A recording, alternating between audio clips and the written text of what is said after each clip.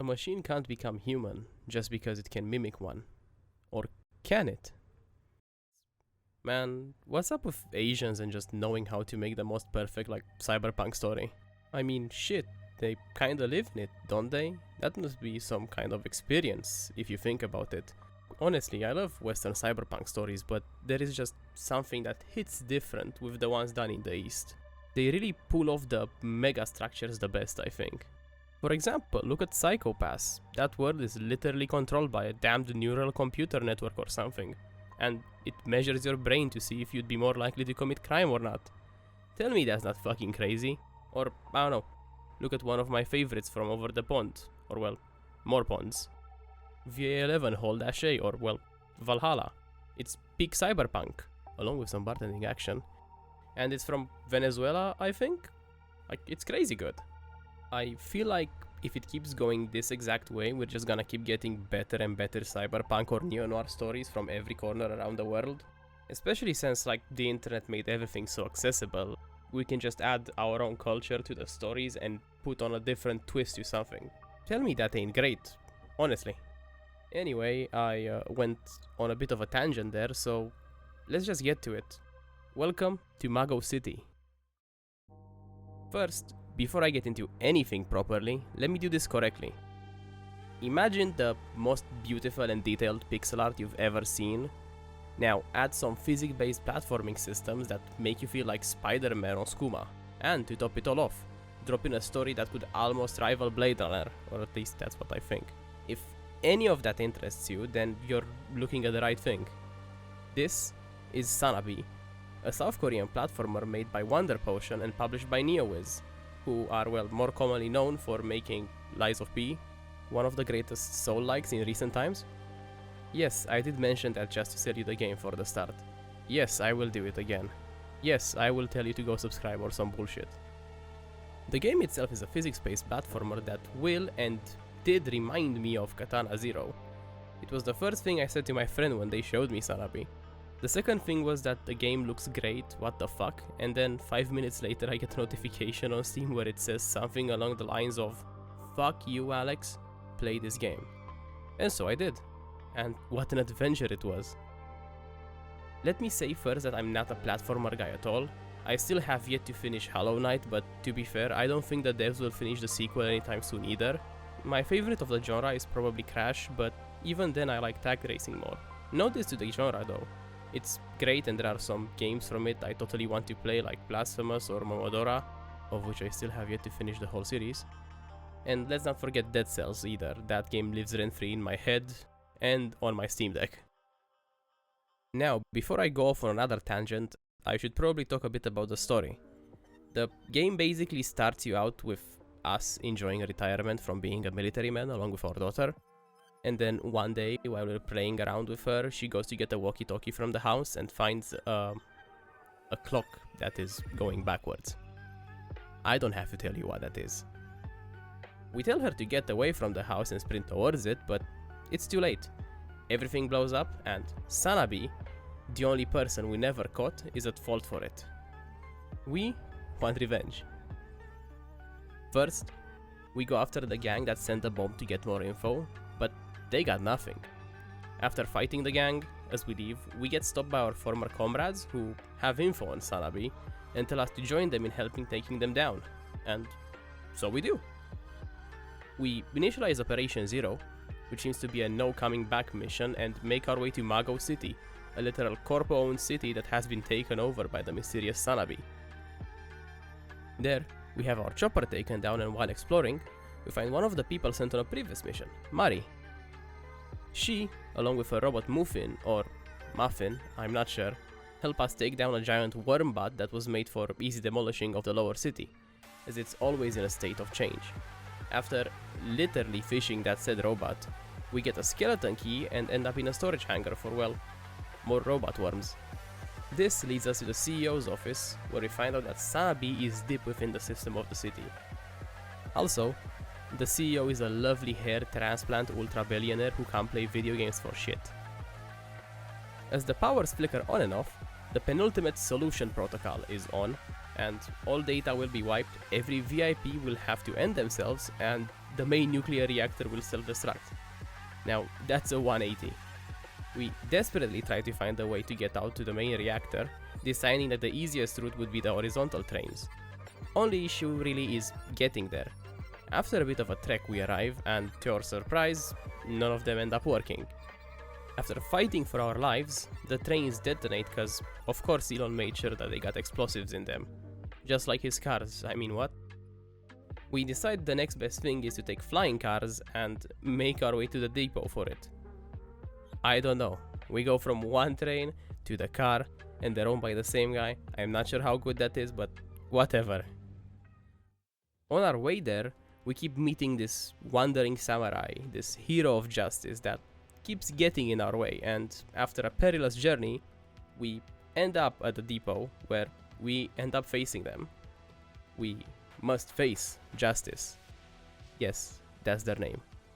After beating the shit out of them, we realized that Justice was actually not human, but just some copy of the real Justice who had gotten datafied. Man, that reminds me of some rocker that tried to blow up some mega corporation building. Like, honestly, what the fuck is up with the Mago group? First owning a city, then cloning people. What's next, man? Memory manipulation? Anyway, with no other way, we make up our way to the factory, the heart of the city. Here, with everything on lockdown, we have to gun for it, as the reactor is approaching melting point. We need to reach the central control room to be able to get to the top via a high-speed elevator. And so we do. Also, I forgot to mention, but during this whole ordeal, or well, the whole game really, we keep switching to memories with our daughter, and it's always whenever we're talking to or next to Mari, implying that there may be some link in between them that we just don't know. Does our protagonist think of her as his own daughter due to the burdens she herself has to face? Or is it due to the similar appetite for revenge against Sanabi and Mago, who both took someone close to them, for one, their daughter, for another, their father? Or maybe, just maybe, the similarities are there for a simple reason, to tell us that Mari is our daughter, but how could that be? She is dead after all, or is she? Hey Vsauce, Michael here! Back to reality, we reach the control room and restart the factory, which also restarts the Overseer, the supercomputer that controls the whole factory. No biggie, right? As we finally get to the elevator and start going towards the upper sector, it stops and starts descending at a super fast speed. We are brought back to the level we came from, and of course, the Overseer is there to greet us. We run back to the control room, where Mari finally gives in. She is too scared to keep going, so we tell her to run away. We'll get the attention of GLaDOS. It's fine. As we keep making our way deep into the factory, we keep avoiding hell, along with other things such as lasers. We actually end up getting stuck, with no way out, but like a flash of lightning, or well, a drunk crasher, comes Mari with a literal flying car to save the day. With a strengthened resolve, she came back to help us. She will not give up, and neither will Muffin. We keep pushing forward into the factory and reach the backup core, and as we get ready to shut down the Overseer, we end up meeting, of course, a Guardian. Who would have thought? And we also get called Worker 17287. Suspicious, but who cares? Especially after the whole discussion about the population of the city all disappearing, over 3 million people. Anyway, we end up fighting them, if we can call that fighting. We survive, but the Guardian gets taken over and we are brought over to the Overseer to be eradicated. I hated this part with all my guts, like, genuinely. Who the fuck thought of some of the parts for this? Like, I get it that I'm bad at games, but Jesus, dude. Thankfully, Mari saves the day once again, so we rush to the elevator, only to find that it's broken, and with yet another ingenious idea, Mari uses the flying car to get us out. We love Mari, but she broke the steering wheel. Proceed with the mandatory cool car sequence, which I was really bad at. Somehow we survive and get to the very top of the tower. Man, the fucking art at the top, it's beautiful, but honestly, don't let it distract us from the fact that in 1998 The Undertaker threw Mankind off of the top of the Hell in a Cell. We also get a Mari backstory sequence 3 days prior to the current events, where we find a neat little thing out. The digitalization project, it's called Sanabi. Weird, right? Especially since it's about how you control a personality data, how you control a soul. A digital soul even. If you ask me, for this type of job you need a hacker. A soul hacker. Okay, I swear I'm done with the references. Mari's friend also gets iced out by Mago, right on the Discord call. Back to reality, we have a short talk with her where she ends up telling us the true reason for wanting to get to the top of the tower. To keep her promise to her dad. Also, poor Muffin didn't make it.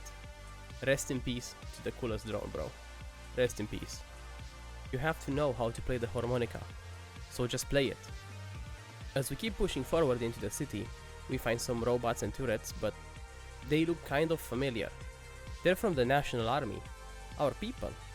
Why are they attacking us? The reason? The royal court. It decided to level the city, to take down Sanabi. Mari gives us a chip, and there's no time, so we use it. This chip takes us back to one of the memories where we end up doing a weapons training course. Here, our daughter arrives, and we tell her to watch from the side as it's dangerous. Colonel Bayek is also here. He seems to have brought her. After the training, we go to talk with our adorable daughter, and also with Major Song. I think I forgot to mention who Colonel Bayek and Major Song are, so I will just do it now. Colonel Bayek is your right-hand man who, well, tells you that Sanabi is in Mago City, and Major Song is the quartermaster of the armory, but she also really likes to take care of our daughter. Here, she tells us that someone had hacked into the system to raise a single door. Weird, especially since it's around the same time our daughter snuck into the base. As Major Song is about to suggest the impossible, that our daughter maybe was the one who hacked into the base, the data chip corrupts and we are back to the present. We reach a garden with a train in it, the same train that Mari rode to get to Mago City. Issue is we can't really use it, so instead we hijack an en route train.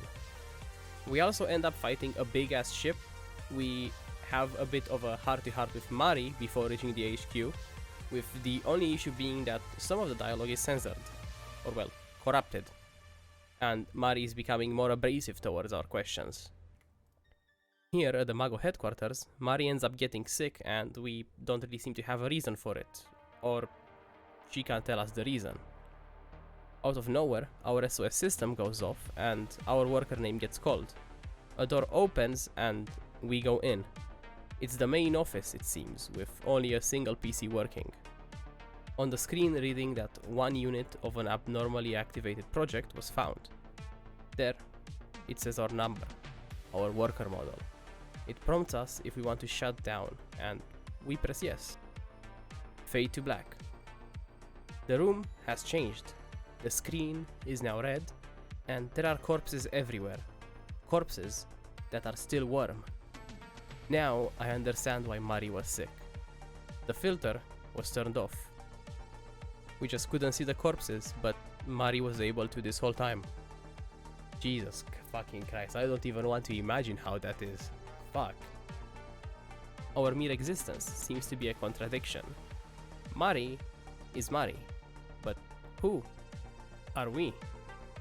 As if to save us at the last moment, Major Song appears. We greet her, and as she walks towards us, passes us and instead greets Mari. We try to touch the Major and she attacks us, but why? We're friends. We are easily overpowered by her and then get threatened that we'll be killed, but Mari, as with a spark of genius, pleads with her to spare our life, threatening to commit suicide if she doesn't let us go. Song reluctantly complies and then throws us into an elevator, sending us down to the basement, before apparently apprehending Mari. We have to make it to the end. We wake up to a vision of our daughter. As if to tell us that we are in between heaven and hell, we are now at a crossroads. Go upstairs, into the light, or go downstairs, into the darkness. We first go down. There, the army seems to be making sure the core is destabilized, so we murder them all. We have to find Sanabi after all. Here, we find our own insignia, and then we randomly see our daughter. Sanabi has been eliminated. The project has been accomplished. Bad end. Now, we choose to go up the stairs. We already know. We meet Major Song again, and she calls us an advanced combat bot. We try to reason with her, but it seems that she can't even understand us and attacks us. It then takes me 50 tries or more to beat her. I hated it. She ends up recognizing our fighting style and accuses us of being responsible for the general's death, not realizing that it's us. We're the general. But at least we finally stop her. Colonel Bayek intervenes out of nowhere and knocks us out. The royal court will descend upon us. When we wake up, Major Song undoes our voice encryption, allowing us to reveal that we know who they are. They then promptly shut us down, claiming that we will be interrogated while flying out of the city. A memory appears. It's from the moment where our daughter died. We repeat the same thing as before, but this time, everything is different. It replaced through all of the stuff we already went, but the text seems to be replaced with general data. If we want to wake up, we have to do the impossible. The dream world starts to bug out, and then the front end goes. We keep going forward and find memories along the way. The artificial personalities, the datafication of humans. We are it. Us and justice. Nothing but a combat personality based on revenge. Our memories were altered for the sole reason of hatred, to become a hunting dog. Sanabi was never real. It's nothing but an illusion, a concept formed from an altered memory. We have been manipulated on this whole time, our memory, everything, and all for the profit of Mago. All because they want the throne. It's been 10 years. We were murdered. We wake up and go look in the mirror, where we finally see our true self. A worker bot. We then tell Bike and Song who we really are, who in turn tell us that Mari is still in the city. We are given our hat and insignia back, and then we go. As to mimic the start of the game, we drop from the ship. There, on the bottom of the city, we find a coat like ours and remove our limiter. We have to reach the top. And in the most cool way, we end up doing exactly that. Cut to Mari, as she starts explaining everything. She was actually responsible for turning the personality into data in the first place. In reality, our wife was the one killed in the bombing. After slaughtering those responsible, we end up retiring to take care of our daughter, but the death left us heartbroken. Feeling sad for us, Mari turned the personality into data and removed the memories of our wife, hoping that it would give us peace of mind. However, this backfired horribly and we attempted to destroy it. Before we could do that though, Mago hitmen broke into the house and we ended up dying protecting Mari. They also stole the data. All she ever wanted was to make her father happy. She thought that it was her fault for our death, and she went to Mago City to avenge us, to repent for what she did. And when she ended up finding our personality data, she was of course in shock. All of it was unrecognizable. We were made into a murdering machine. The reason why this technology was banned became clear. A digitalized personality was reproducible, making a person basically immortal, and God forbid if they hated the royal family. Especially since with one good data, you could make an army. For the past 10 years, Mari suffered from guilt. This was her atonement in a way. It's why she saved a copy of the data and put it in a worker. In us. She's nothing but a lost child, one who wants to see her father again. I can't blame her. She reveals that stopping the self-destruction is in itself Sanabi. She programmed it into us, but she refuses to acknowledge us as her actual father, saying that we are a mere copy. This prompts us to remember all of our adventures we went on and the song we used to play on the harmonica. It was called Sanabi. Mari finally realizes who we are and breaks down. We embrace for the first time in long, and for the last time. After a brief reunion, we insist that we must disable the nuclear reactor ourselves, knowing fully well what this means out in the end. We tell her that we love her, and remind her of one thing. Getting to the end is not what's important, but how we got there. We have a tearful goodbye, and we go.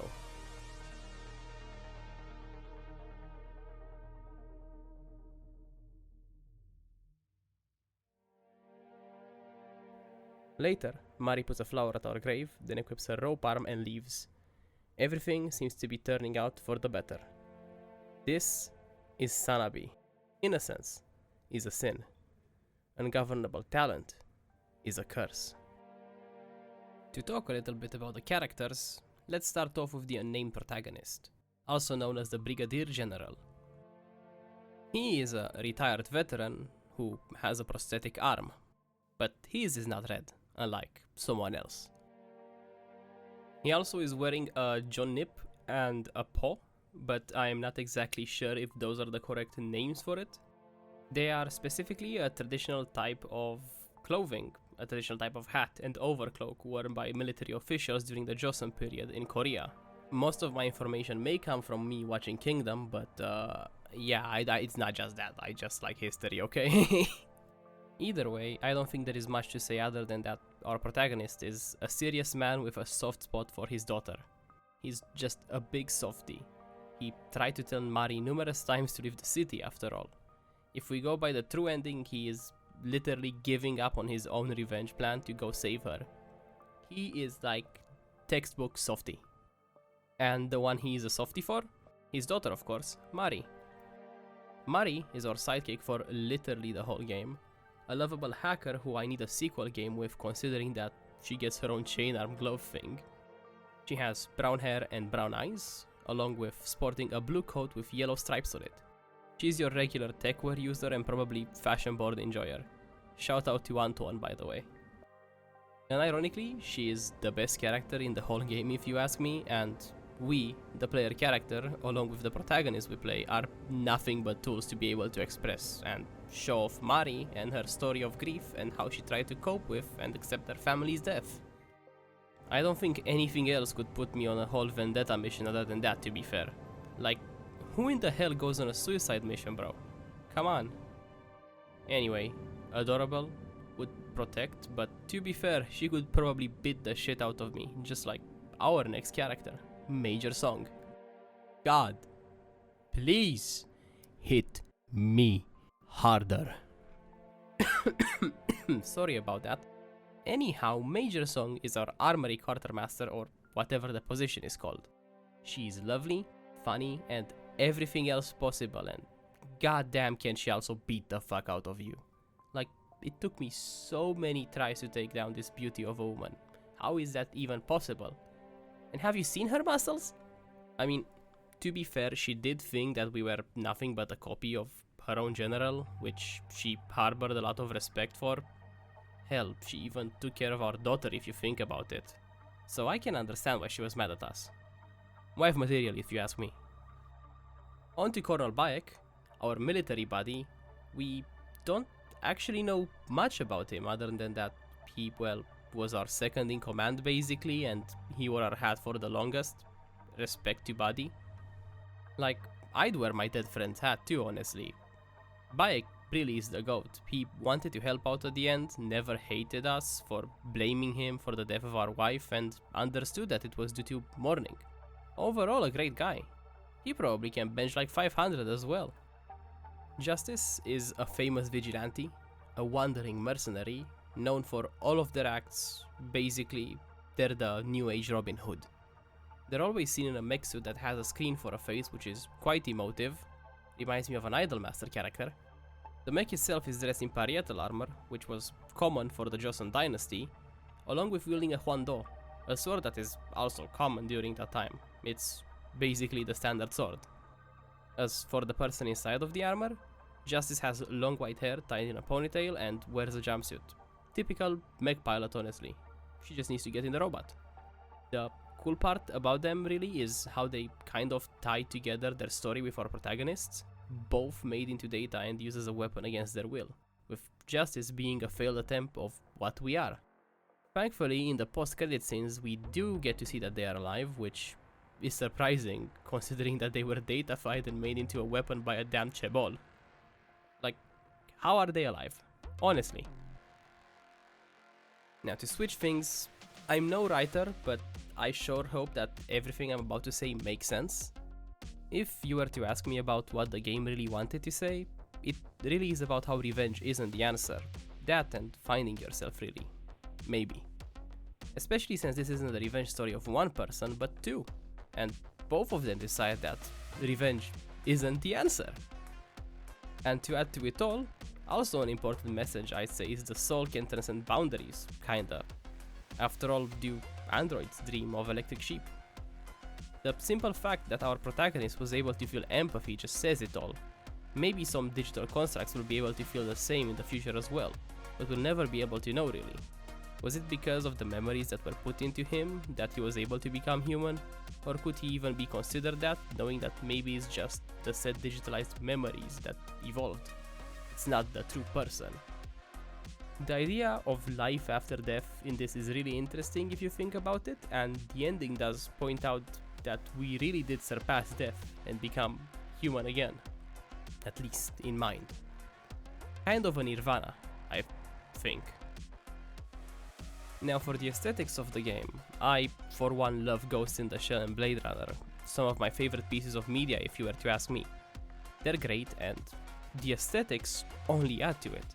Sanabi is the same, the pixel art is gorgeous, the way the neons looked and hit, the vastness of the city.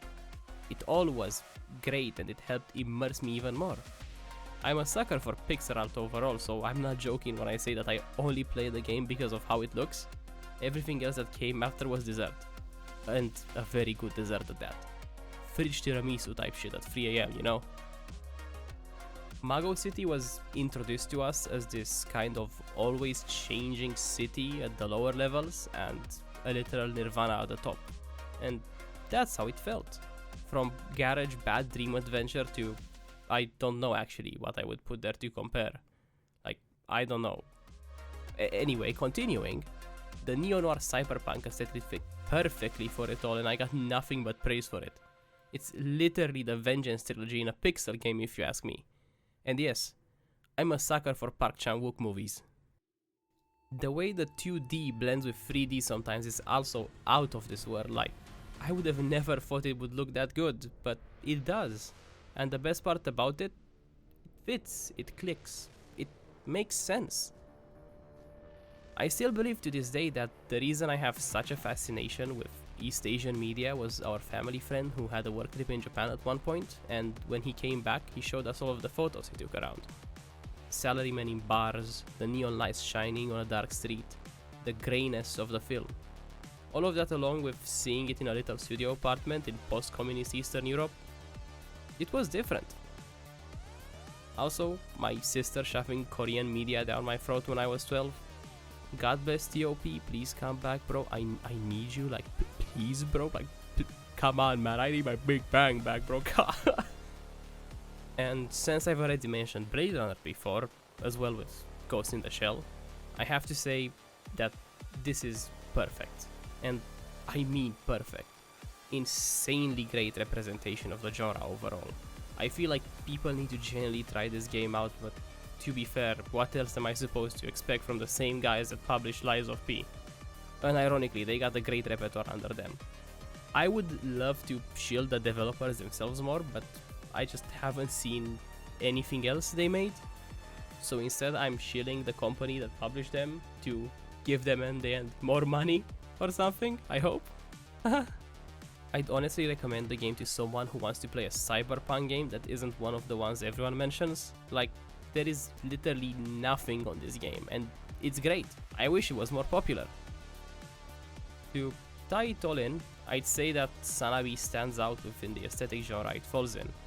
As for the game itself, I'm not an expert, but from all of the platformers I have played, I'd say that this is up there maybe in my top 3. The pace, the smoothness, I loved it all. Sure, some of the bosses felt hard, like 2 of them, but it didn't feel unfair. I loved the way everything tied in for both the story and the gameplay. All of the questions I had were answered, which is crazy. No stone left unturned type shit. And for the game, dude, the way we went through the game made sense. The way we progressed felt great. And at the end, when we have to speedrun all of the stages again back to back, it was fantastic, baby. But yeah, the story hooked me from the start and the game made sure to keep me in there. Even if I wouldn't have liked the game in general, I still feel like I would have played it either way. There is at least one thing that can keep you like chained to this to play. Okay, I had to make a chain reference in the chain grabbing game, okay? And the music.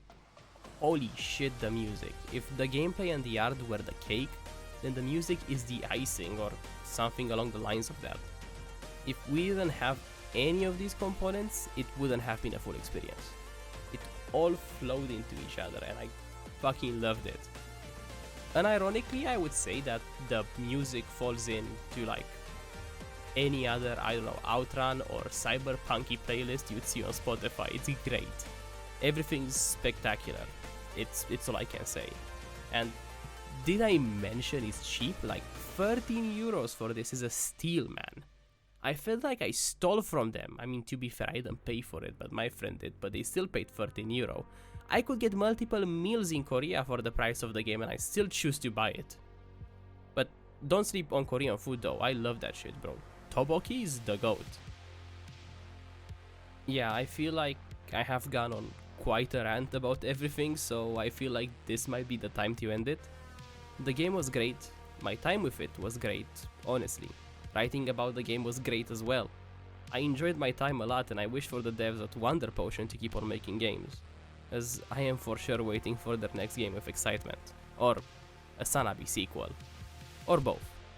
Now, excuse me as I have to go grind for my finals and then grind Street Fighter 6. Yeah, don't forget to, I don't know, subscribe or some bullshit like that. Bye.